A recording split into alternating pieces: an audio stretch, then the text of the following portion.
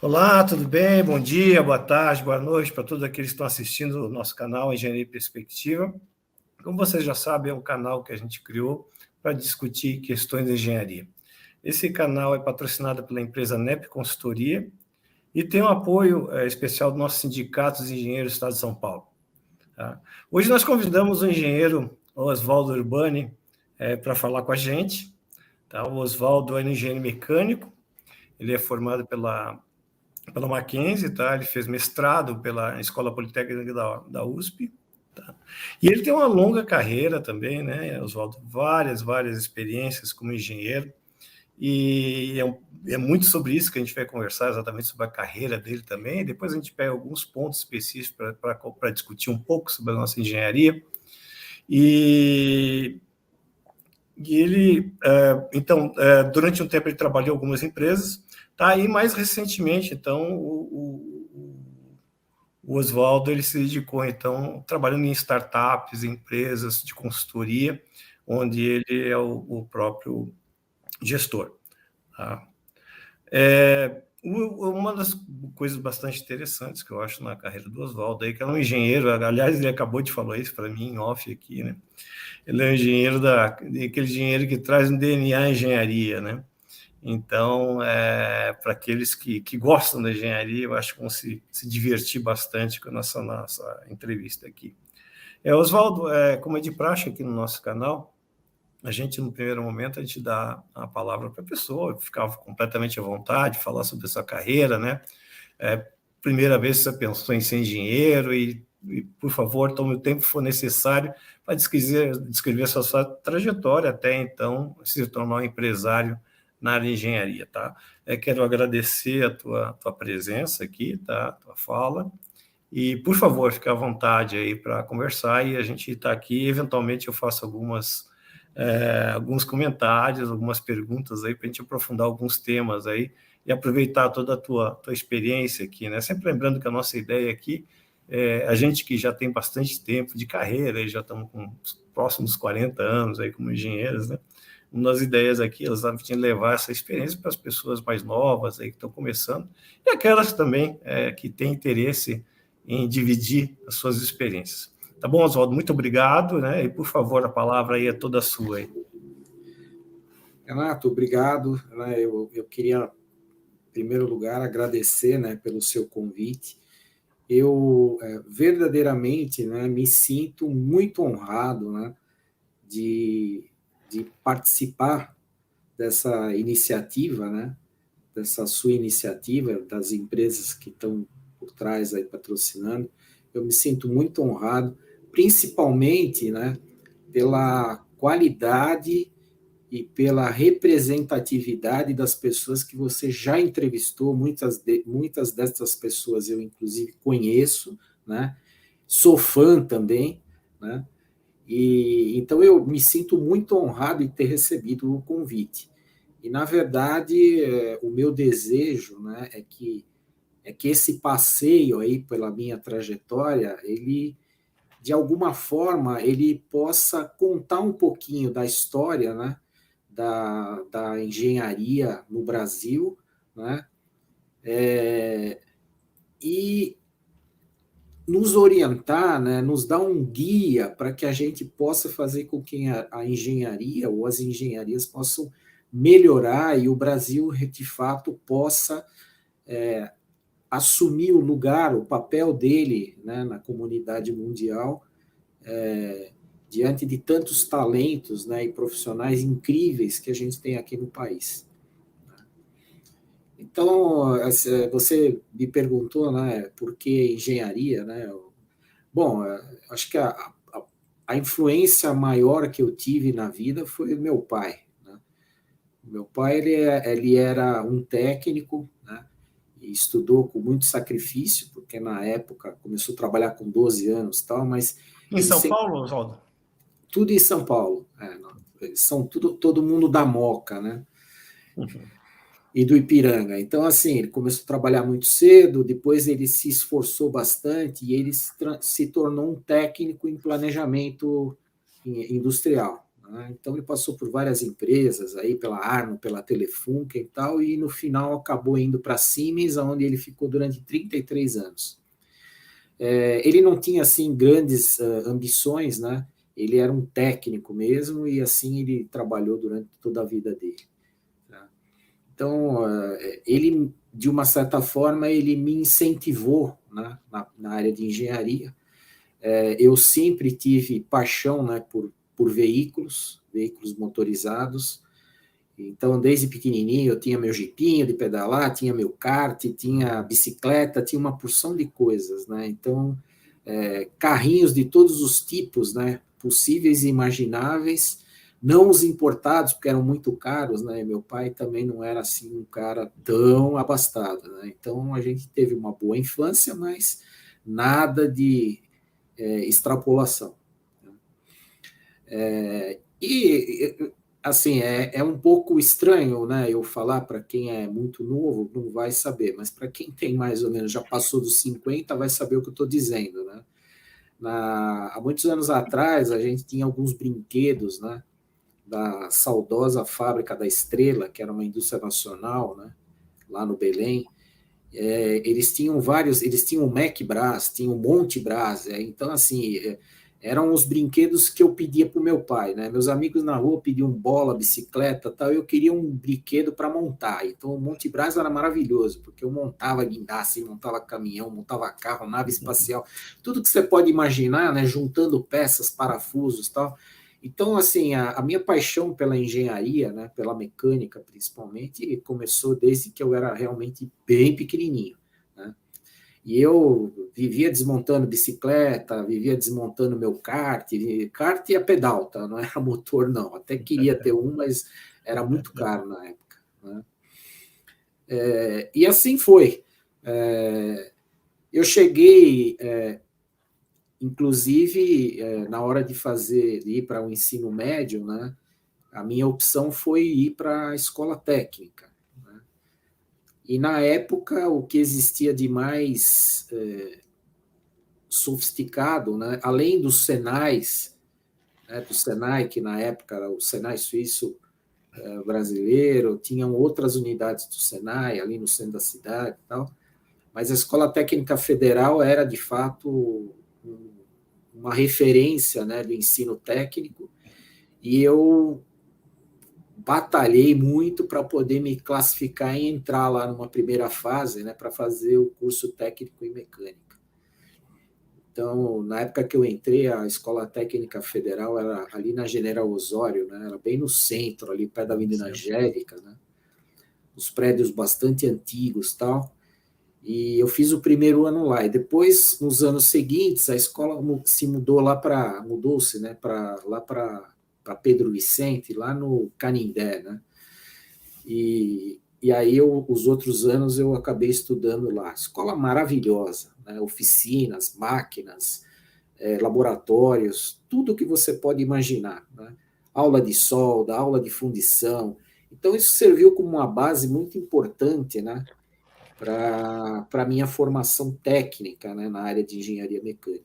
Mas Isso aí eu eu estou na falando verdade, 74, desculpa, você está falando 74, 75, por aí? estou falando da 1975, né, até 1979, né,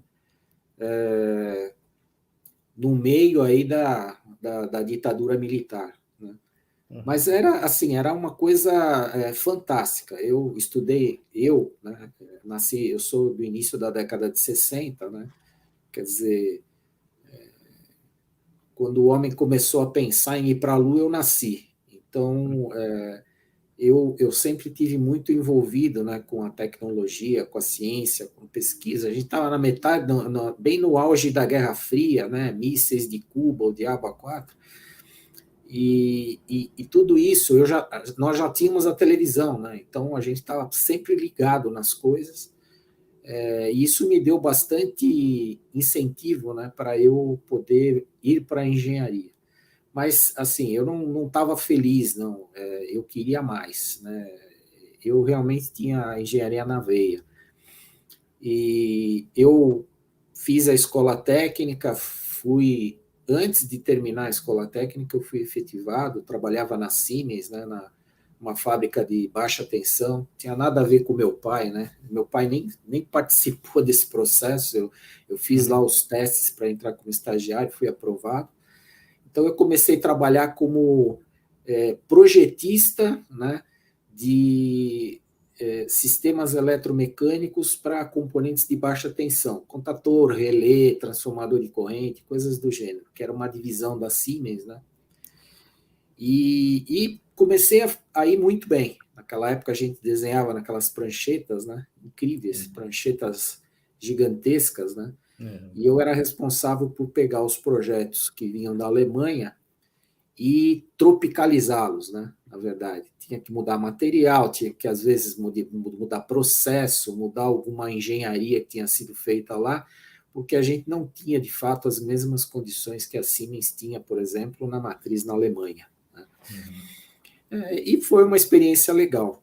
Até que num determinado momento eu cheguei para o meu chefe e falei assim: olha, estou pedindo a conta. Ele falou: como? Você está indo tão bem aqui, a gente gosta de você. Eu falei: não, eu quero fazer engenharia. Aí ele falou: mas escuta, continua trabalhando, faz engenharia. Não, eu quero fazer engenharia plena. Eu quero estudar de manhã, de tarde, de noite, eu não quero ficar estudando à noite. Não que eu tenha algum tipo de preconceito com as universidades à noite, eu acho que é uma solução importante, e na verdade é óbvio, as universidades são diferentes, mas eu acho que o que faz a diferença mesmo é como o aluno estuda e como ele se dedica ao estudo. Sim. E era isso que eu queria fazer. E no meio dessas circunstâncias aí todas, né, eu tinha um foco, eu ia para a Poli, para a Escola Politécnica. Só que no meio do caminho, né, aconteceu um probleminha, a minha namorada ficou grávida e tal. Então, bem na época da FUVEST, né? E eu acabei entrando pelo cano, não consegui entrar na Poli, nem na quinta chamada, né? E foi uma frustração total. Mas eu tinha prestado para outras universidades e eu tinha conseguido entrar na Mauá e no Mackenzie, né? Só que assim, eu morava na Lapa, né? A Mauá era lá em Mauá, o custo, né? O preço da universidade era caríssimo, né? Pelo menos 2 vezes a mensalidade do Mackenzie, e o Mackenzie era mais próximo de casa, tal. Então, como eu e a minha ex-esposa nós assumimos, né, a gravidez dela, foi tudo nos conformes, né? Então eu decidi fazer Mackenzie. Só que eu tinha muitos contatos lá na Poli, né? E coincidentemente ou consequentemente, em paralelo, né, eu consegui uma bolsa de iniciação científica na Poli, lá no departamento de metalurgia. E o meu orientador era o professor Ronald Leslie Plaut, né? Uma pessoa pela qual eu tenho uma estima, né, um respeito, ele é meu amigo hoje, né, muito grande, porque ele foi um cara extremamente importante na minha carreira, porque ele era um cara assim visionário, né? Além de inteligente e capacitado, ele era um cara visionário. Então, os primeiros contatos que eu comecei a ter com a parte de modelamento matemático, simulação de processos, por exemplo, foi através dele, né?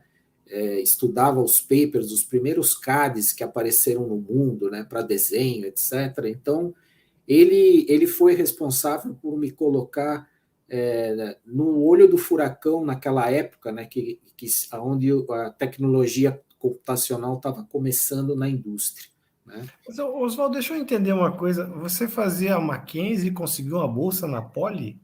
Eu fazia Mackenzie e consegui uma bolsa de iniciação científica na Escola Politécnica. Poderia ter conseguido pelo Mackenzie também, tá? Era uma bolsa da FAPESP, entendeu? Como o Ronald, ele tinha bolsistas, né, da FAPESP, eu conversei com ele, ele conseguiu uma bolsa para mim lá na Poli. Entendi. Então eu trabalhava, na verdade, a bolsa veio pelo departamento de metalurgia, mas eu trabalhava, na verdade, no IPT, né? No grupamento de processos termomecânicos. Você já trabalhava no IPT? Não, eu não trabalhava no IPT. Eu comecei a trabalhar no IPT a partir do momento que o Ronald conseguiu a bolsa para mim, entendeu? Ah, tá. Entendeu? E eu fiz o Mackenzie, né, toda a graduação, e eu era o cara diferente lá do Mackenzie, né, porque Uhum.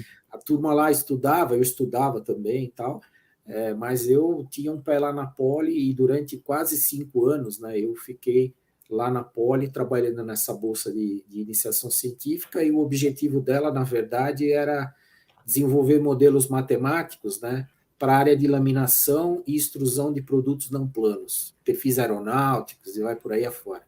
Era uma área, na época, top, assim, né? Na base de simulação e tudo mais. E a minha tarefa na Bolsa de Iniciação Científica era escrever algoritmos, né? Para calcular, né? As etapas do processo de laminação e extrusão, nas reduções, etc., e depois graficar isso aí, né? Colocar isso num computador com imagens, né? Coisa que Uhum. ninguém sabia o que era, né? Eram Uhum. aquelas telas gigantescas lá. Então eu fui trabalhar lá no Biênio, durante quase 4 anos trabalhei no Biênio, numa salinha lá onde tinha um computador chamado PDP 1160, que era um computador da Digital, né? Uhum. Fantástico. Então, eu já fui introduzido, né, na área de tecnologia nessa época, né? Uhum. Ninguém queria nem saber de trabalhar. Eu trabalhava, eu e mais um rapaz lá da Poli, nós trabalhávamos desenvolvendo os modelos matemáticos, né? E no final, fiz a minha graduação e no final eu acabei conseguindo, eu era casado, tinha filho e tal, então eu acabei conseguindo, junto com a minha bolsa de iniciação científica, né? Fizemos uma reunião lá com o diretor técnico da FAPESP, eu e o Ronald, e ele conseguiu um estágio remunerado para mim no IPT junto com a bolsa. Entendi. Porque, de Uhum. fato, o meu trabalho, ele foi muito bem visto lá, meu trabalho, né? E era um trabalho bastante interessante nessa área de simulação e CAD, né? Era CAD, CA e CAM, né? Tudo junto. Mas aí aconteceu, algumas coisas foram mudando, né? Eu, na verdade, já estava me encaminhando, provavelmente, para ser efetivado no IPT, né? Para trabalhar lá no grupamento de processos termomecânicos. Mas aí uma coisa aconteceu no Mackenzie que mudou a minha vida, né? Eu acabei ganhando um prêmio, né, por ser o melhor aluno, né, da, da, da turma de mecânica, eram 3 turmas de mecânica, né? E eu acabei ganhando um prêmio em dinheiro, acho que nunca vi tanto dinheiro na época, né? Porque com um aluno tal, eu tinha só minha bolsa lá, era uma bolsa pequenininha, dava para manter só algumas coisas lá, mas não dá para fazer muita coisa. Acho que nunca vi tanto dinheiro na minha vida. Ganhei um prêmio lá de 3 mil e poucos cruzeiros lá, e ganhei a oportunidade, né, de fazer um estágio na Metal Leve. Né? Uhum. Então, isso foi um divisor de águas. Tá? E eu me lembro que tinham várias coisas já encaminhadas no IPT, né? Inclusive a Poli estava comprando, né, um computador da Control Data, um Cyber 170, que era a máquina mais veloz que você podia imaginar que tinha, né? E o Ronald falou, meu, essa máquina vai chegar aqui e tal, nós vamos começar a fazer modelos, vai rodar rápido. Eu falei, puta, maravilha, né? Vamos começar. E aí foi muito interessante, porque quando eu ganhei o prêmio, né, quando eu vi que era um estágio na Metal Leve, a Metal Leve já era uma empresa diferenciada na época, né, eu fiquei assim alucinado. Né? Nossa, a Metal Leve tem os laboratórios, tem um monte de coisa lá, fantástico, uma tremenda empresa. Bom, a última coisa que eu me lembro era eu e o Ronald sentados ali na guia daquela avenida atrás da mecânica ali, né, na raia, os Sei. dois sentados na guia ali, e eu perguntando, Ronald, o que você acha? Fico no IPT ou vou para Metal Leve? Né? E aí eu falei, e o Cyber, tá chegando? Ele falou, Oswaldo, olha, o Cyber acho que tá enrolado, vai demorar mais tempo, viu? Ele falou, quer que eu te fale uma coisa? Cara, vai para Metal Leve, cara, vai para Metal Leve que você vai se dar bem. Então eu peguei e fui para Metal Leve mesmo, né? Que ano Mas isso aí, Oswaldo? isso foi em 1984, tá? 1984. Era uma E, época ruim de emprego, né? cara, estava péssimo de emprego. É, A coisa só foi melhorar um pouquinho depois de uns 2 ou 3 anos para frente, né? eu vi lá. E estava horroroso de arrumar emprego, É. né? Então, ele falou, não, vai para Metal Leve. Mas, assim, eu estava achando que, na verdade, eu ia para Metal Leve, né? Ia fazer meu estágio e ia ser efetivado, mas não era nada disso. Era um estágio de 3 meses com os melhores alunos das universidades do Brasil inteiro, tinha gente do norte, do sul, de São Paulo, e, obviamente, os que ficaram no estágio eram o pessoal que morava aqui em São Paulo, que era muito mais fácil, né? Tinha um ou outro de Campinas que fez o sacrifício de vir para cá fazer estágio, mas a maioria do pessoal que acabou ficando, né, foi o pessoal de São Paulo. Então eu, só que aí o pessoal que ficou, na verdade, teria que fazer uns testes lá, né, e tinham algumas vagas de estágio, não eram para todas as áreas, né? E justamente apareceu uma vaga no centro de pesquisa, né, para um engenheiro mecânico, né?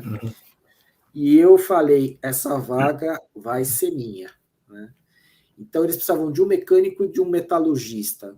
E o que aconteceu é que um outro cara da metalurgia do Mackenzie também, que era o John, né, pais americanos, tudo, ele ganhou o prêmio também na área de metalurgia, e nós dois fomos para lá. E ele acabou ficando com um estágio, né, de metalurgia no centro de pesquisa, e eu acabei ficando no estágio de mecânica, né?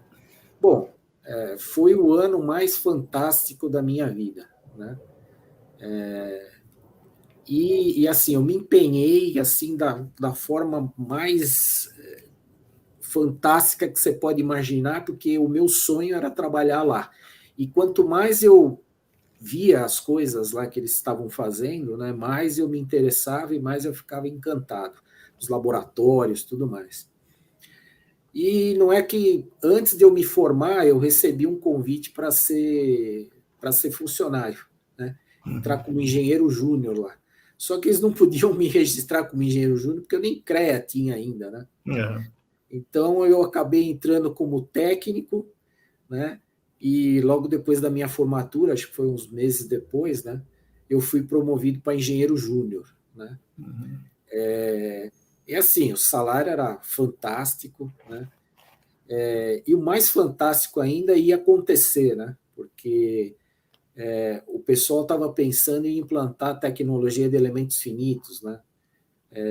E aí o que aconteceu foi que eles compraram o tal do PDP 11 160, né? Que tinha lá na Poli, só que era uma versão mais rápida e moderna, né? Hoje o meu telefone aqui acho que faz 1 milhão de vezes cálculo mais rápido do que aquele computador, mas era o top. US$ 500 mil custou aquele computador.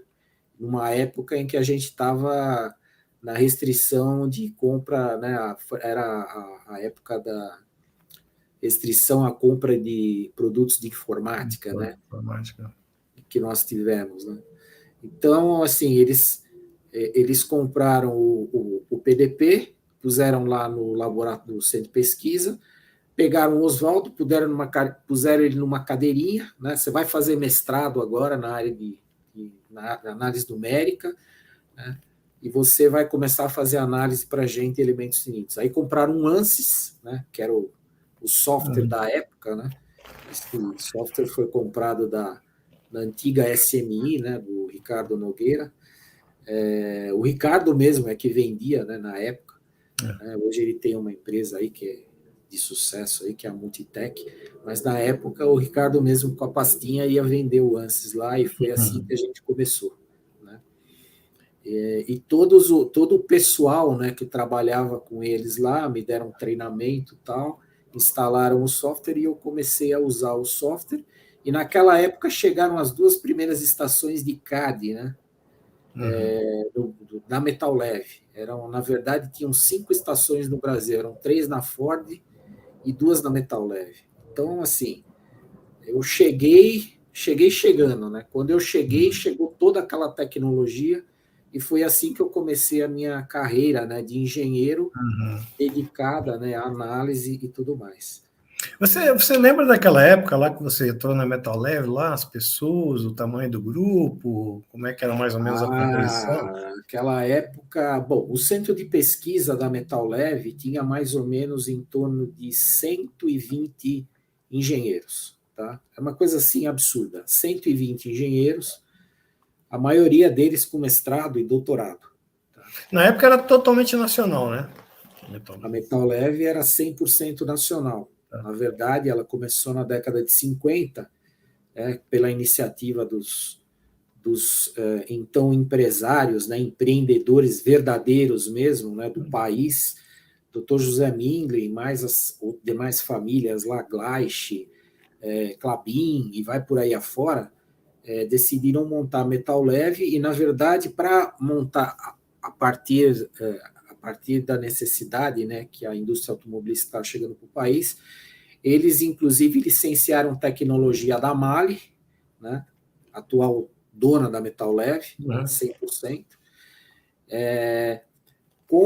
e fizeram um contrato para, a partir de 1979, se eu não me engano, 1980, a MAHLE não mais fornecer nada e a Metal Leve já ter, né, o know-how para desenvolver sua própria tecnologia independente da MAHLE. E foi o que aconteceu. Né? Então, o centro de pesquisa realmente era uma referência. Né? A Metal Leve era uma referência, né?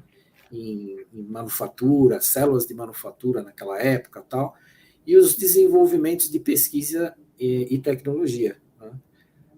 Que eram assim exponenciais, né? A gente tinha inúmeros projetos e concorria assim, sem sombra de dúvida e nenhum medo de dizer, pau a pau com todos os fabricantes de pistão, por exemplo, componentes de motores do mundo inteiro, inclusive a MAHLE, né?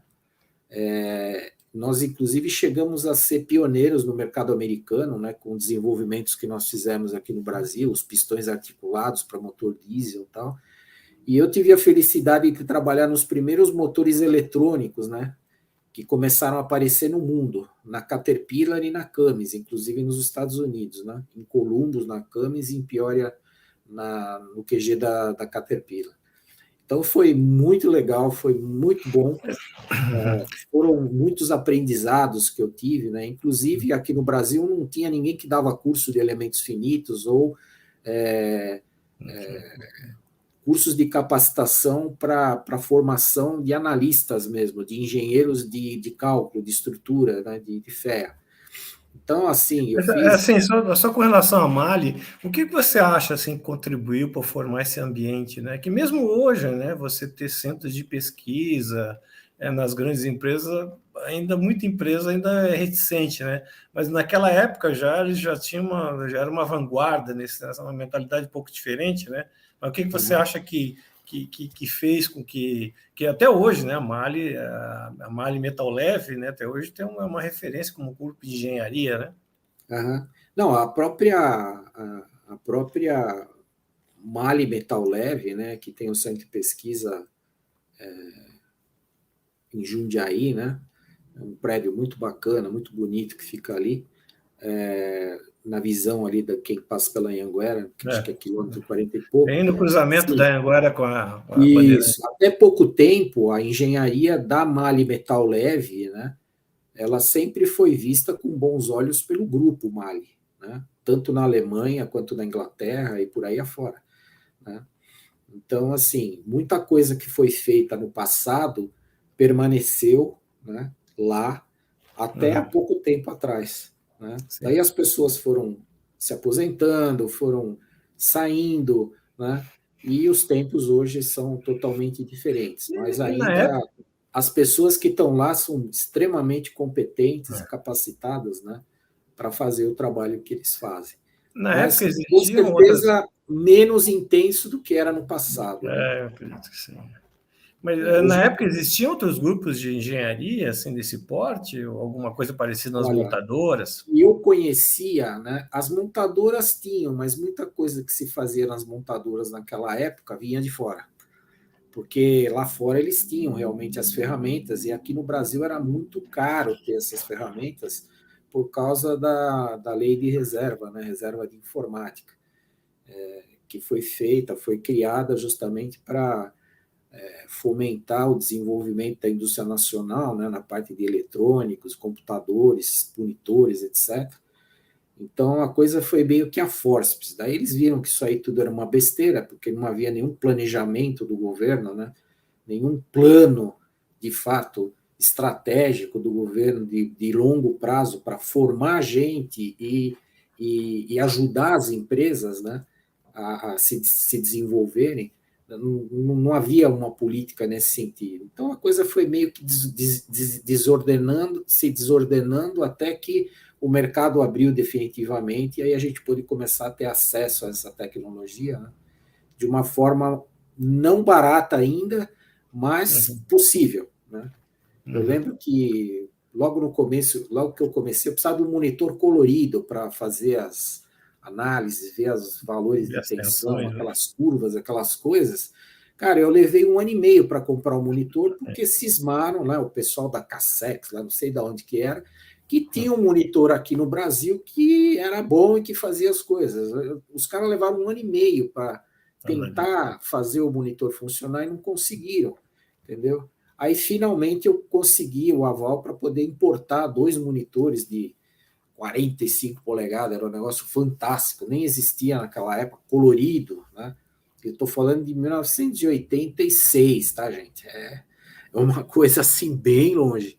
Não tinham essas coisas aqui, entendeu? A gente só via, nem no cinema a gente via isso aí. E assim foi. Mas aí você, voltando só ao Metal Leve, isso aí me interessa, porque muito se critica a mentalidade assim, do empresário nacional por vários aspectos. Né? Um é exatamente essa dificuldade de entender a pesquisa e desenvolvimento como uma ferramenta de fato de você introduzir nos seus produtos, né? E o que eu entendo da sua fala aí é que é uma coisa circunstancial lá, Zé Midlen, mais os empresários esclarecidos, vamos dizer assim, que num certo momento criaram alguma coisa, mas que foi quase com uma singularidade assim, né, no mercado empresarial. Olha, na verdade, assim, tirando as montadoras, né, que eram multinacionais, e algumas empresas que estavam aqui no Brasil, né, sistemistas que forneciam para a indústria automobilística, que eram multinacionais, mas se você pegar naquele tempo, você vai ver Freios Varga, você vai ver, hoje é TRW, né, ou é Delphi, etc. Mas nós tínhamos muitas empresas nacionais, né, que eram fruto do trabalho de pessoas empreendedoras, né? Tudo bem, tinham dinheiro? Tinham, claro que tinham dinheiro, né? Não eram pessoas assim que estavam mal posicionadas na vida, eram pessoas que eram famílias ricas e tudo mais, mas tiveram, né? A própria Brazechos, né? O Vidigal, Luiz Eulário Vidigal, a Metal Leve, o Dr. Zé Mille e todo o grupo de empresários lá, né? O Dr. José Miller era advogado, entende? Mas era um empreendedor de mão cheia, né? Eu tive muito contato com ele, trouxe livros para ele, para a biblioteca dele nos Estados Unidos. É verdade. Ele falava, Oswaldo, você vai viajar, você vai trazer esses livros para mim. Inclusive livros em português que eu comprei nos Estados Unidos, né, que não tinham no Brasil. Imagina, de Tupi-Guarani, coisas do gênero, né? Eu trazia para ele. O duro era passar na alfândega, né? Falar que era livro, os caras me encrencavam comigo lá, entendeu?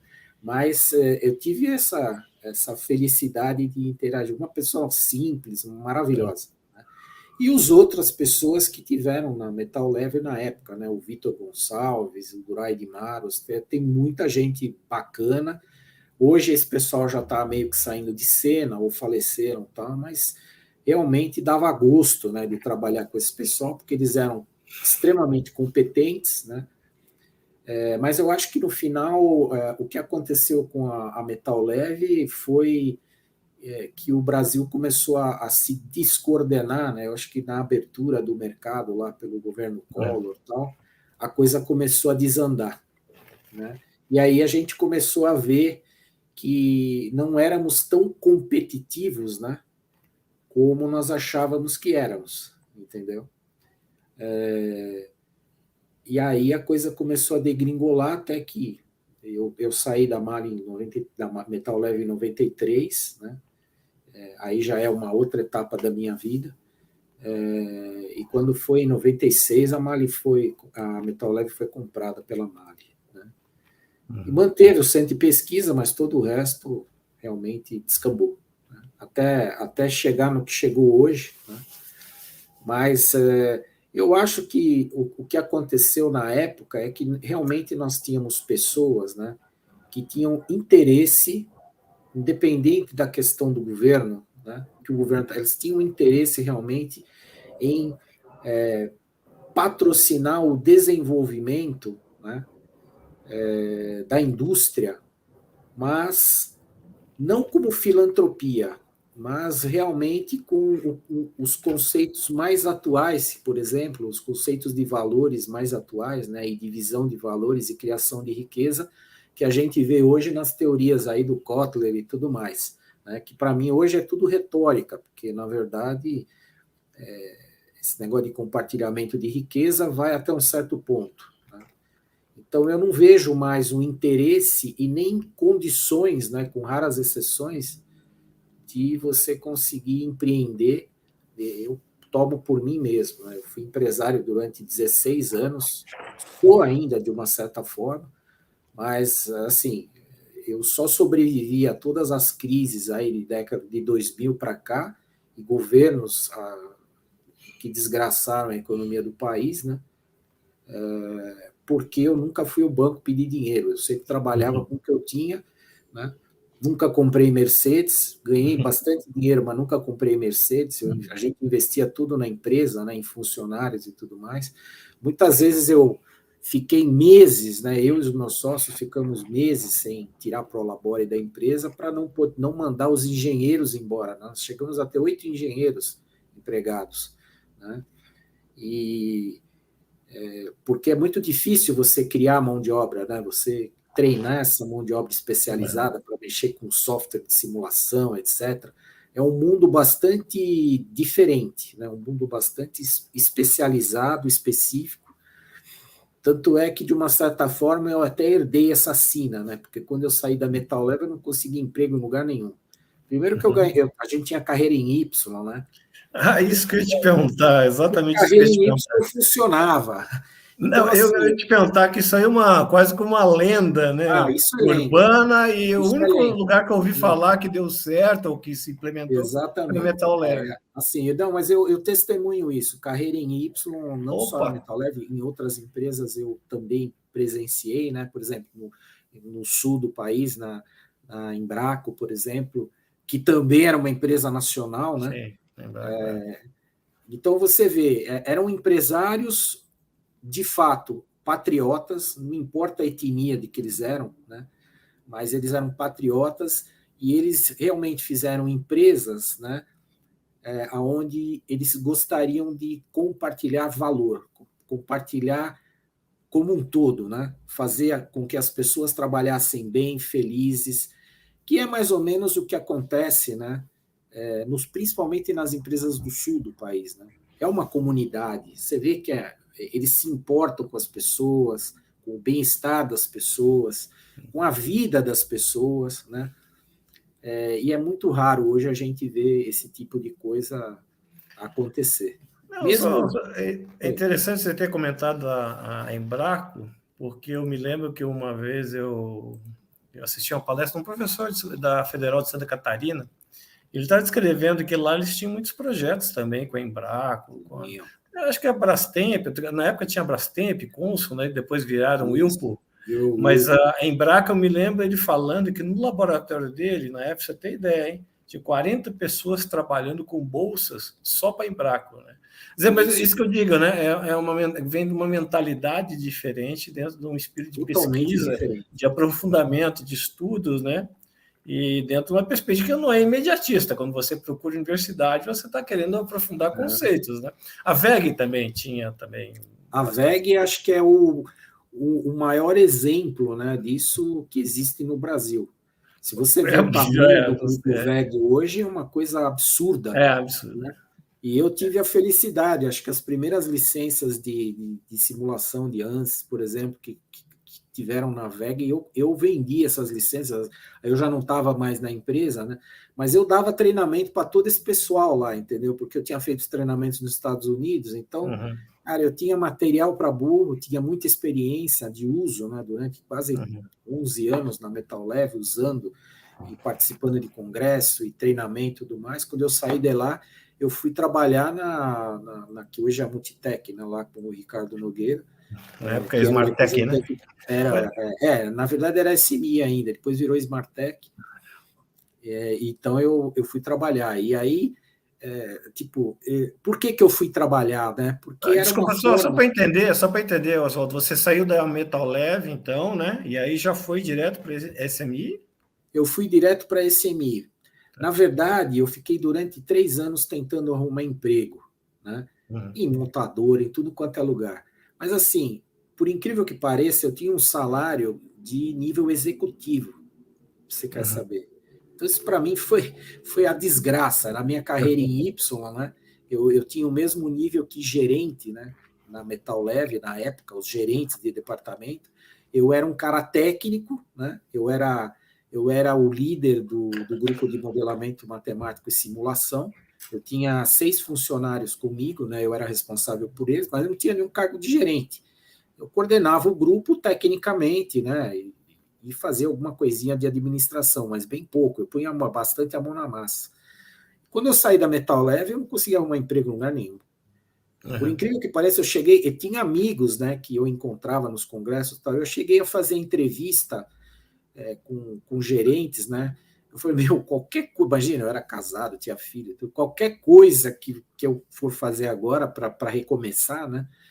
Aí o cara olhava, eu te juro mesmo, teve um gerente que tirou o olerite dele da gaveta quando eu estava fazendo entrevista, né? Eu estava seco que eu ia conseguir num laboratório, né, de uma empresa aí que fabrica de parafuso, que os caras estavam querendo montar o laboratório para fazer ensaio, teste, simulação. Eu falei, puta, essa é a minha praia, eu vou lá, né? Aí o cara tirou o lerite assim, né, da gaveta e falou, pô, cara, você ganhava mais que eu. Como é que você acha que eu vou te empregar aqui para te dar? Eu falei, cara, mas não é o salário que importa só, é o desafio. Pô, tem muita coisa para fazer e tal. Bom, não consegui. Aí fui trabalhar vendendo produto, né? Primeiro eu fui para suporte, fazia suporte técnico, depois eu comecei a ver que se eu fosse fazer suporte técnico, eu ia morrer lá fazendo suporte técnico. Aí eu comecei a... É de programas aí de simulação. Todos, né? ANSYS, todos. Inclusive trouxe muitos softwares que hoje estão no mercado, né? Que eram softwares medalhões na época. Eu trouxe esses produtos para o Brasil, né? Tipo Fluent, os próprios softwares da Altera, por exemplo, o Hypermesh e tal. Isso em função das necessidades dos clientes aqui, a gente ia pesquisar tecnologias novas fora do mercado, a gente entendia desse assunto, né? E convenci o pessoal de fora, as software houses, de dar representação para a gente aqui no Brasil. E a minha vida, depois da Metal Leve, foi exatamente isso, durante quase 20 anos, né? Fazendo isso, né? Com a minha empresa. Depois eu tive minha empresa durante 16 anos, na minha empresa, vendendo tecnologia para a indústria. Então, assim, eu tive contato sempre na área de engenharia, tá? Eu nunca saí. Eu tive contato com praticamente todas as empresas, as mais importantes empresas do país, né? Eu tive contato com essas empresas. Em algumas eu trabalhei em projetos de desenvolvimento, em outras eu implantei tecnologia. Não eu, sozinho, né? Lógico, tinha uma equipe, tinha os engenheiros, tinha os meus sócios, tal. A gente implantou tecnologia em muitas empresas, né? Iniciaram, né, o uso dessas tecnologias graças ao trabalho que a gente fez. Então, essa foi uma forma de eu me manter, né, próximo da engenharia. Quer dizer, eu não tinha um dia igual ao outro, participei de tudo quanto é projeto, até nos primeiros desenvolvimentos de fibra ótica aqui no Brasil, lá em Campinas, né? Eu não me lembro, acho que era o CPQD, acho que era. CPQD lá em Campinas, né? Eu participei disso, vendi tecnologia para os caras desenvolverem, dei treinamento para os caras, né? lembra? Doutor Fernando, Carlos Pitombo, era o pessoal lá do CPQD, né? Quando estavam começando a falar em fibra ótica aqui no Brasil, né? A própria Embraer, eu vendi muitos softwares para a Embraer, né? E é curioso, porque logo no começo, né, a Embraer estava realmente ruim das pernas, né? Muito ruim das pernas. Então eu ia lá, eu entrava naquele estacionamento ali da portaria principal da Embraer, né? E não tinha ninguém, só tinha passarinho, né? E eu entrava lá e logo na portaria já entrava, já ia lá visitar o pessoal, a gente vendia software de mecanismo para eles, né? Para travamento de porta, tal, mas era um projetinho aqui, um projetinho ali, eles só faziam algumas coisas para o Brasília, para o Bandeirantes, para aqueles aviões deles, né? Depois de alguns anos, rapaz, quando eles começaram realmente no projeto do 145, né? Do jet, do jato deles lá, né? Meu, eu tinha que entrar na fila para entrar na Embraer, entendeu? Eu tinha que ficar numa fila 1 hora esperando chegar a minha vez para eu poder me anunciar lá, para eu poder entrar. E que ano isso aí, mais ou menos, Oswaldo? Isso aí foi em 90, 98, 99, por aí. Foi mais ou menos nessa época, né? E eu trabalhei em projetos assim incríveis lá na Embraer, né, para vender software na área de acústica, na área de mecanismos, né? Eu trouxe muita gente dos Estados Unidos para cá para demonstrar e para trabalhar, né, e demonstrar softwares. Levei muita gente da Embraer para os Estados Unidos para conhecer o headquarter das empresas lá, né? Inclusive algumas delas já até faleceram, e já estão aposentados, né, muitas delas. E foi assim, então, assim, nas montadoras a mesma coisa, né, as montadoras, os sistemistas, foi a mesma coisa. Então, praticamente, na área de óleo e gás também, né, a Petrobras era um dos principais clientes, né,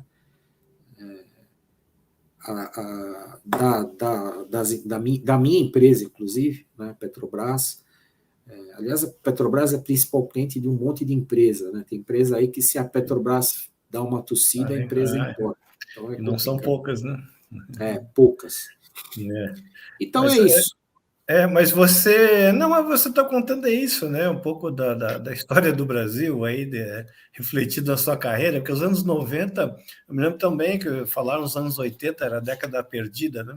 E quando chegou no final dos anos 90, não se encontrou um nome para dar, porque também tinha assim tão ruim quanto, né? O pior. Então é isso, né? Quer dizer, sobreviventes, tanto que da nossa idade aqui, formou nos anos 80, muito pouco engenheiro. Seria interessante fazer uma estatística nesses 10, 15 anos, quantos abandonaram a carreira, né?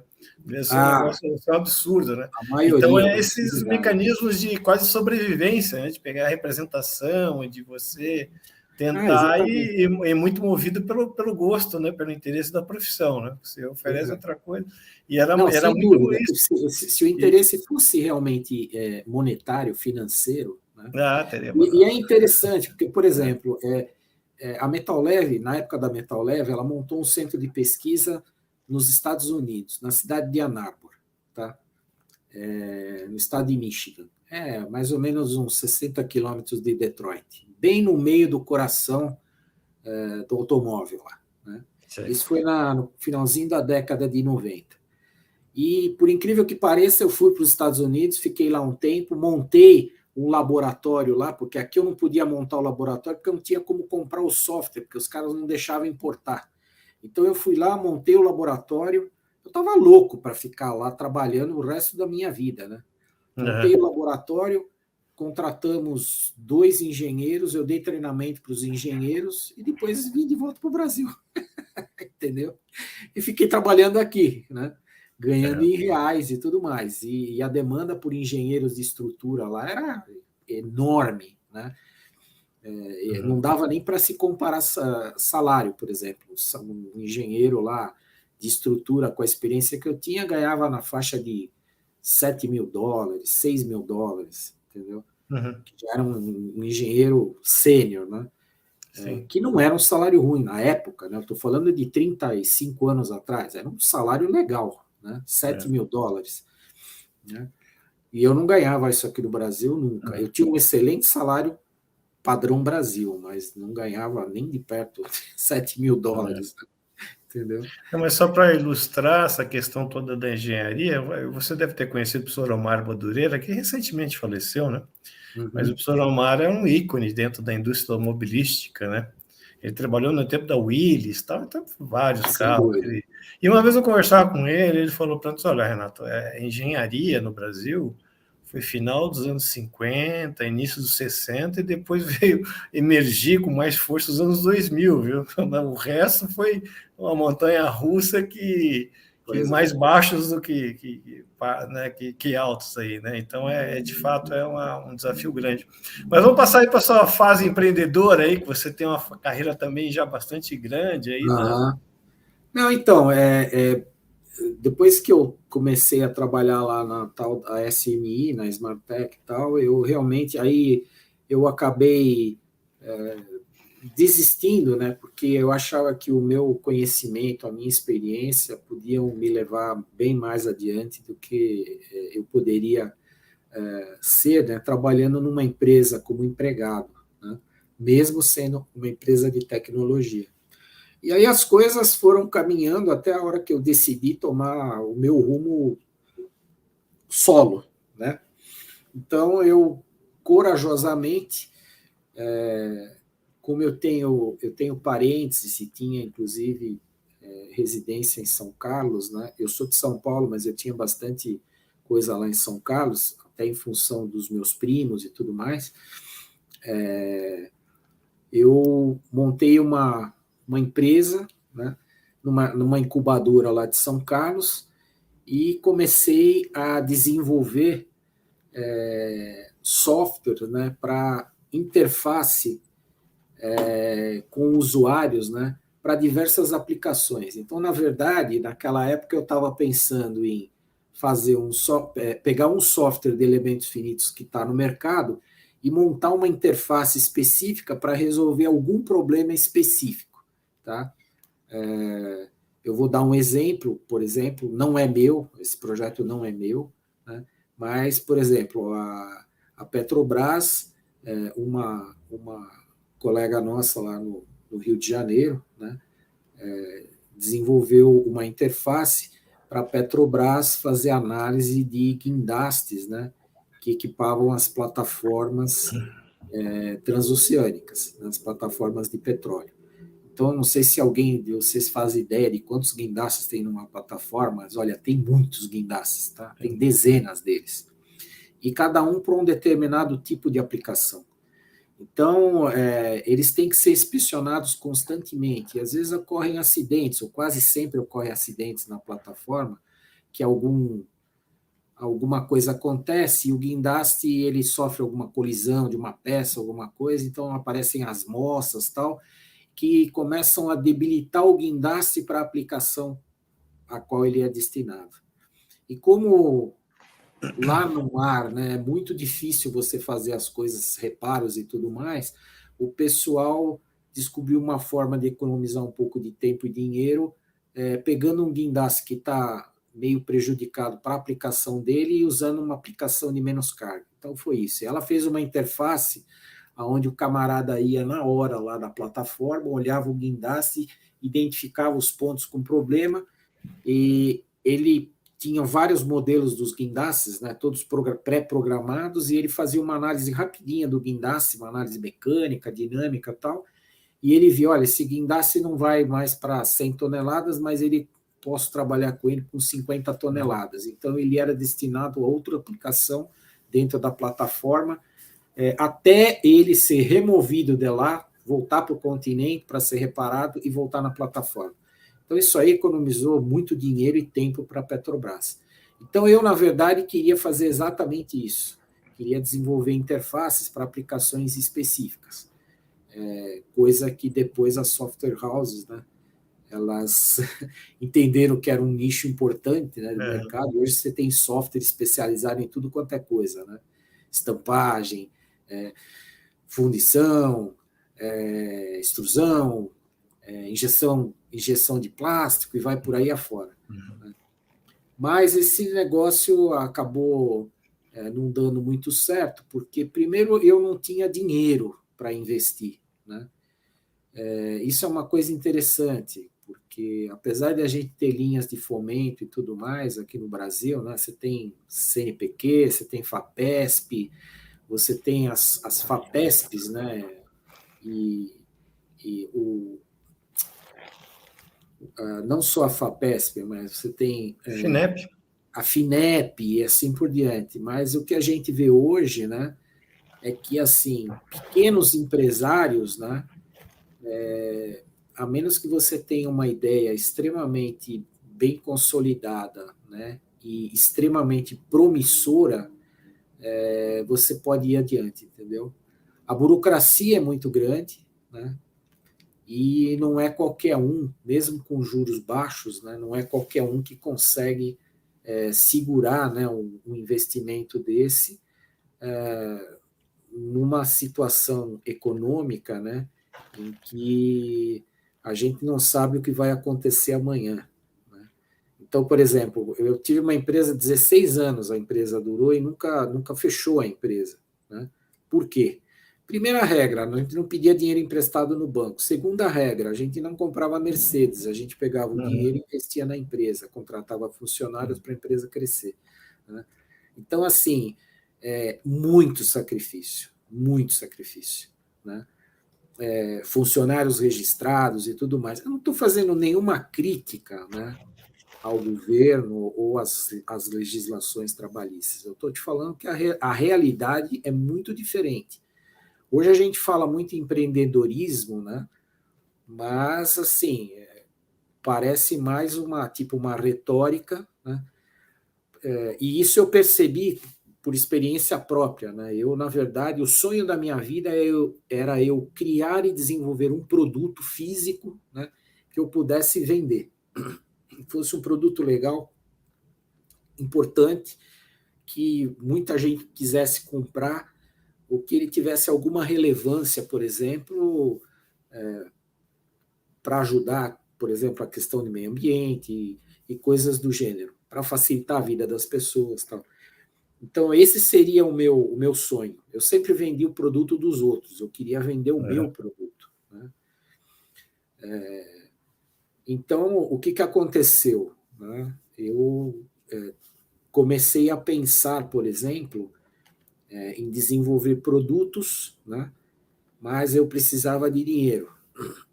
Né? E como eram produtos assim muito diferentes, muito inovadores, né? É difícil alguém, né, que tem dinheiro acreditar nisso, né, e botar dinheiro correndo o risco, né, da coisa não funcionar. Né. Mas eu, mesmo assim, eu insisti. Né, eu decidi procurar a FAPESP e consegui um PIP, né, um PIP fase 1, onde eu me propus a desenvolver um fotobioreator. Imagina. Né? Eu sou engenheiro mecânico, então eu tive que aprender biologia, tive que aprender uma porção de coisas, né, para desenvolver esse projeto. E esse projeto foi desenvolvido em parceria com o Instituto de Física da USP, né, de São Carlos, Física Orgânica, onde eu consegui interagir lá com os pesquisadores, né, na área de microalgas e tudo mais, entender como é que funcionava isso, e a ideia é fazer um fotobioreator. Esse fotobioreator é um fotobioreator completamente diferente de tudo que está no mercado, né? De altíssima produtividade. Mas qual o objetivo, qual é a função desse componente, só para a gente A entender aqui? função do fotobioreator é você cultivar microalgas, né? E se você pega uma microalga, por exemplo, ela produz basicamente três coisas: açúcar, proteína e glicídio, né? Ou gordura, tá? É isso que a alga produz. Por ela ser um ser assim unicelular, ela se multiplica muito rapidamente. Então, o fotobioreator, na verdade, ele é um ambiente onde você vai cultivar as microalgas, né? E a partir de um ponto que ela se desenvolve, você estressa o processo, né? E ela acaba morrendo, e aí você faz um processo bioquímico lá de craquelação, e você tira lá as proteínas e tudo mais. E o objetivo, na verdade, é produzir fármaco, tá? Então, as proteínas e os antioxidantes, né, que você extrai da alga são hoje produtos extremamente nobres, né, no mercado, que custam uma fortuna. Então, por exemplo, eu estava trabalhando com uma das algas mais chatas que existe para cultivar. Ela é muito sensível, né? E ela produz um beta-caroteno chamado astaxantina. A astaxantina é usada hoje, né, para alimentação animal, principalmente peixes, né, salmão. Você vê aquelas trutas salmonadas, tal, aqueles caranguejos cor de abóbora, tal, é porque eles têm muita astaxantina, né? E isso você encontra na natureza, mas em escala pequena. Então a ideia era produzir astaxantina, porque é um extremamente um antioxidante extremamente importante, né? Usado em medicamentos, né? E usado em alimentação animal. Por que ele é usado em alimentação animal? Porque o que se produz hoje de astaxantina é astaxantina sintética. E essa astaxantina sintética, ela tem efeito cancerígeno se for usada em aplicação humana. Tá? Mas, mas você não dá astaxantina sintética para o peixe, você não come o peixe? Sim, mas depois ela é metabolizada pelo peixe, ela perde algumas cadeias carbônicas lá, e passa a não fazer mal para o ser humano que consome o peixe que comeu a astaxantina. Então, para você ter uma ideia, a astaxantina, 1 quilo de astaxantina no mercado hoje custa na faixa de $7.000, né? E a ideia era fazer uma fazenda, né, de fotobioreatores, né? Isso existe já na Alemanha, né, onde você tem a produção de astaxantina em escala, né? Então é um negócio super interessante. Não consegui nenhum laboratório aqui do Brasil, né, que patrocinasse um projeto para ter uma fazenda de astaxantina. O pessoal preferiu investir em fotobioreatores abertos, que não serve para produção de nenhum tipo de derivado da alga para consumo humano, porque no fotobioreator aberto você tem uma série de contaminações e tudo mais, né? Então foi isso. Eu aprovei esse PIP na primeira fase, né, ele foi aprovado, só que aconteceu uma coisa, não só comigo, mas com o mundo inteiro, veio a pandemia, né? Eu tinha 2 biólogos na minha empresa que eu pagava do meu bolso, né? Porque a bolsa da FAPESP não dava para fazer muita coisa, né? E depois de 4 meses eu não consegui segurar a onda, porque eu não sabia o que ia acontecer, ninguém sabia o que ia acontecer, né? Isso foi no finalzinho de 2019. Inclusive eu lembro que nós começamos a trabalhar no laboratório lá da USP, né, de máscara, né? E ninguém sabia o que ia acontecer. E eu segurei o tranco durante quase 5 meses, mas eu tive que dispensar o pessoal. Não pagava muito, mas o suficiente para o pessoal se predispor a trabalhar e fazer as coisas que precisavam, entendeu? E aí eu parei e não consegui mais ir para frente. E a FAPESP, eu acho que não gostou muito disso, porque eles aprovaram o projeto. Eu tenho certeza que investi muito bem o dinheiro. O projeto foi um sucesso, né? Os relatórios científicos demonstraram, né, a viabilidade do equipamento e alta produtividade e qualidade, né, dos produtos derivados daquela cultura, né? E a ideia era escalar isso, fazer fotobioreatores maiores, né? E fazer uma fazenda de fotobioreatores realmente, inclusive utilizando gás carbônico, luz solar real, né? E gás carbônico industrial. Então, assim, acho que é o processo mais perfeito do mundo, né? Você entra com CO2 e ar, né? E sai com oxigênio puro, entendeu? E os derivados que você necessita. Então, foi isso. Aí, bom, essa pandemia realmente quebrou as pernas, Quebrou as né? pernas, Assim, eu não tinha absolutamente condições, né, de manter as coisas. Eu tenho a empresa ainda, e é aquilo que eu falei, né, até comentei com você, né? Quer dizer, eu para ganhar a bolsa tinha que ter empresa, e só de abrir empresa eu já tinha despesas. Aí você fala, pô, mas tinha muita despesa? Não, eu tinha bastante despesa.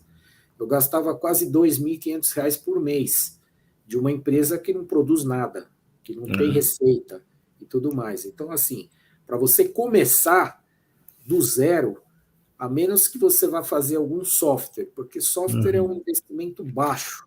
Você precisa de uma conexão de internet, de Isso é uma coisa computador interessante. e vai Isso, programar. aham, Agora, se você quer fabricar alguma coisa, você é. está perdido. Então, Isso não é adianta. interessante, eu acho que é uma ideia, acho que de certa maneira as mídias, elas, evidentemente que é todo um discurso que vem de fora também, e que tem Uhum. muito apelo, né, nas pessoas, né, que é aquela capacidade de cada um se reinventar, essas coisas, mas quando a gente começa a desdobrar e detalhar isso, a gente vai ver que as startups, muito aplicativo, muito programa, e aí Uhum. quer dizer, são as pessoas que estão trabalhando, praticamente essa é o recurso demandado. Mas para empresas que eventualmente vão produzir produtos ou alguma coisa mais sofisticada, não é apropriado, né? Então, eu acho que esse desdobramento é necessário ser feito, assim, né? Que empreendedorismo, toma, peraí, vamos desenvolver um app ali ou vamos fazer um motor de automóvel, né? Então, isso Esse é um dos esse é um, por exemplo, é um dos projetos, né? De mais um projeto que eu submeti ao PIP e que é um negócio revolucionário, né? Não estou fazendo autopropaganda nem não estou me gabando de nada, mas é um projeto extremamente audacioso, né? E que eu acredito que resolveria muitos problemas, principalmente no Brasil, entendeu? É um motor assim revolucionário, baseado numa tecnologia extremamente antiga e super eficiente, né? Quer dizer, ninguém está reinventando, não é reinventar a roda. Esse motor tem toques de tecnologia atual e alguma genialidade ou engenhosidade no projeto, né? Mas não, tipo assim, não é nada que seja uma coisa a não ser um sistema, né, de controle o sistema de válvulas do motor é uma coisa revolucionária mesmo, né? Não existe no mundo. Inclusive, mais uma coisa para gastar dinheiro em patente, né? Que eu também tenho que botar dinheiro na patente para o projeto não cair em mãos escusas aí, né? Porque ele tem muito potencial. Mas assim, não uhum, consigo, não estou tentando é, aprovar o projeto, não consigo aprovar o projeto porque eu não tenho uma oficina, por exemplo, né? E tipo assim, eu não estou fazendo queixa, né? Eu acho assim, a FAPESP, eu acho talvez um dos meios de financiamento mais importantes, né? E significativos do país. Tenho certeza disso. Mas o que você vê, por exemplo, a gente tem muito pouca chance. O pessoal, por exemplo, você pega a FINEP e tal, ou BNDES, o pessoal tipo financia coisas, né? Inclusive de pessoas e empresas que têm muito recurso financeiro, é. entendeu? Então, pô, e eles não têm retorno nenhum, né? Esse é o problema. Raramente você vê retorno. Então, assim, Isso não é aí é uma queixa, é apenas uma constatação. Né? Eu gostaria, por exemplo, que nós tivéssemos mais fóruns aqui, por exemplo, para pessoas que querem empreender, né? Poderem apresentar seus projetos, né? Poderem discutir seus projetos, inclusive do ponto de vista empresarial. Né? Eu não me considero um cara só técnico. Eu já fui empresário, já administrei a empresa por muitos anos e a empresa só sobreviveu por causa disso. Né? uhum, Então, eu sinto muita falta disso. Eu sinto falta disso no Brasil. Né? Então, se você pega o portfólio lá, os projetos que essas empresas estão, as entidades de fomento, elas patrocinam, né? Muitos desses projetos aí não dão em nada. né? Absolutamente nada. Sequer fazem É, sentido. é. Não é Porque uma até é crítica, não é uma compreensível. crítica, tá? Não É. é uma Não, crítica, mas é até uma compreensível dar constatação. errado, né? Mas existem vários fatores. Por isso a gente, em história, o tanto que eu estudei de história e tecnologia, a gente até procurava entender essa percepção de risco, né, do empresário nacional, de onde que vinha, porque ele não assume risco. Assim, em geral, né, me lembro aqueles pitches que a gente vai assistir, bom, como é que eu saio do negócio e tal. E eu fui assistir alguns pits, mas na verdade eram empresários consolidados, o risco era quase zero, ele já tinha empresa tocando, ele abriu um puxadinho lá, e por isso que ele estava pedindo dinheiro lá, e como as pessoas viam que estava funcionando, bom, vamos investir. Mas evidentemente que isso aí não tem nada a ver com startup, ou menos ainda com essa ideia de empreendedorismo que está se falando aí, né? Então, é isso que eu digo, é detalhar mais essas questões, né? Em diferentes tipos de negócio, produtos, entendeu? Porque senão dá uma ideia que, não, por exemplo, como eu falei, a questão de app, pô, vai ver, não, que lá o polo de empreendedorismo, de inovação, a parte de informática, pô, claro, os apps têm os seus apelos, né? O que eu digo, por Mas exemplo, evidentemente que não é só isso, né? Então vai não, muito mas mais. o que eu digo é o seguinte: você desenvolver um software, por exemplo, exige Não é isso, exatamente isso. menos recurso físico, né, e financeiro do que você, por exemplo, Claro, montar mão de uma obra. fábrica de motores, que era um desses Exatamente. projetos que eu tinha, uma fábrica de fotobioreator, Uhum. entendeu? Então, assim, eu vejo, por exemplo, as iniciativas, né, são escolhas, são opções que o governo faz, por exemplo. Também não boto culpa em governo, não boto culpa nenhuma, acho que cada um tem que fazer sua parte. Mas, assim, eu acho que faltam políticas, né? Todo mundo fala Não isso, tem, né? Política, faltam planejamento, políticas né? públicas, né? De longo prazo e É, planejamento de longo prazo, para realmente o Brasil ocupar o lugar que ele tem que ocupar no mundo, entendeu? é Não importante. só como celeiro de alimentos É, e matéria-prima, mas em hoje, tecnologia e outras coisas mais. Quer dizer, no final a gente vai ficar escravizado, né? Porque nós seremos produtores de commodity. sempre a história conta que todos os países envolvidos foi baseado em indústria, né? Produtos manufaturados. Às Com vezes você tem uma certeza, complexidade econômica muito mais rica, né? Do que. com E o certeza. Brasil está exatamente o contrário, está reprimarizando, né? A indústria está encolhendo, né? E só para citar, né, um exemplo, assim, uma coisa que o último plano para a industrialização do Brasil, assim, uma coisa ampla, né? Foi em 75, né? Na época do Geisel, né? Então, Exatamente. então, quer dizer, é uma coisa abandonada, né? Infelizmente, assim, ao léu, né? Mestre, bom, não quero tomar muito seu tempo, já conversamos bastante, claro que aqui a sua carreira é bastante rica e bastante interessante aí, mas eu gostaria de encaminhar a final. Primeiro, assim, em geral, deixo alguns minutos aí para as pessoas ficarem à vontade para conversar, comentar alguma coisa que não comentaram, que não, isso aqui eu tenho que deixar registrado, então, por favor, fique à vontade aí para fazer suas considerações finais aí. Uhum. Não, na verdade, quero agradecer a oportunidade, né? Eu espero que, mais do que eu estar me expondo e contando a minha história para agora os não telespectadores, mas os internautas, né? Hoje nós somos multimídia, que fique algum tipo de exemplo, né, ou de incentivo para aquelas pessoas que realmente querem se dedicar a fazer engenharia e tudo mais. Né? Porque aqui no Brasil é aquela história, eu conheço muito poucos engenheiros, né, que ficaram bem de vida fazendo engenharia. Eu só conheço Infelizmente. engenheiros que ficaram bem de vida fazendo engenharia na construção civil. Assim mesmo, quando trabalharam nos projetos das nossas barragens, né, que datam de 40, 50 anos atrás. Uhum. Então, assim, que país é esse? Né? Não faço nenhuma crítica a governo.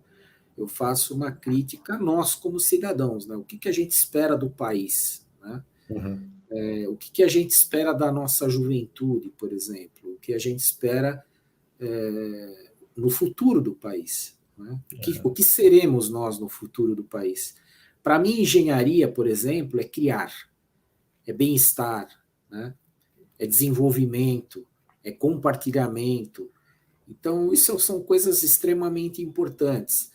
E eu gostaria que isso não fosse só no idealismo, né, dos José Dingles, dos Vidigais, dos Etenic, lá da Embraco e tal. Esses caras, eles eram patriotas, tá? Muito patriotas, e eram pessoas, assim, que tinham um pensamento voltado para a sociedade, entendeu? A promover o bem-estar. Então, eu acho que a engenharia ela está diretamente relacionada ao bem-estar, né, da população, das pessoas, em todos os aspectos, né? Seja na agricultura, seja na indústria, seja na área médica e tudo mais. É por isso que eu gosto, eu adoro a engenharia e dificilmente eu não vou estar na engenharia até o final da minha vida, com certeza. Eu só gostaria, né, de ter mais oportunidades, né, de compartilhar isso, né? Talvez dando aula, mas eu não fui muito feliz, né, dando aula. Foi uma das maiores frustrações. Eu dei aula há 2 anos, né, de robótica e automação na manufatura, mas foram 2 anos em que eu fiquei muito decepcionado. Primeiro pela falta de interesse, né, dos alunos, muita falta de interesse, né? E segundo também uma sintomática muito comum nas universidades, né, que é o ego das pessoas, né? Uhum. E no Brasil é engraçado, né, porque tem muita gente que vai fazer doutorado, mestrado, pós-doc fora do país e volta para o país para dar aula, fazer algum projetinho medíocre, né, na universidade. E até eu acho engraçado, porque quando a turma falava, né, a turma sempre comentava isso, né? Falou, olha, quem sabe mesmo faz, e quem não sabe ensina, entendeu? Eu fiquei pensando nisso, eu falei, pô, mas que diabo é isso, né? E no fundo, cara, tem uma certa verdade nisso. E acho que isso foi um dos motivos pelos quais eu me frustrei, né, dando aula. Porque, na verdade, eu já tinha 25 anos de experiência numa área de tecnologia, trabalhando fora do país, trabalhando com projetos de ponta, e eu queria passar isso para o pessoal, entendeu? Puta, pessoal, olha, vocês vão ser engenheiros no futuro e tal, mas isso era mais idealismo do que realismo, né? Então, eu acabei me frustrando, porque ninguém queria saber de nada, né? E é mais ou menos o que acontece, né? Hoje os engenheiros, hoje as pessoas mais bem qualificadas nas multinacionais, né, são engenheiros que viraram chefe ou viraram administradores, entendeu? Na área bancária, na área Sem mesmo dúvida, na área sem industrial. dúvida. Então é isso, você não vê mais engenheiro mesmo, sabe? Que bota a mão na massa e tal, entendeu? Eu, há 5 anos atrás, estava no laboratório da Meritor, né? Fabricante de eixos aqui do Brasil, montando um eixo inovador que ganhou até prêmio, ganhamos prêmio lá da Matriz e tal. E esse eixo não saiu ainda, da Europa já está rodando, aqui no Brasil não vingou. É mesmo? Olha. Então são coisas desse tipo aí, né, que fazem a gente ficar um pouco frustrado, mas mesmo assim manter o amor pela engenharia, né? Então é isso. O que Eu agradeço, né, o que só valoriza a nossa experiência, de nos manter aí na ativa, né, com todas essas provações, né, mestre? Oswaldo, sim. É isso aí.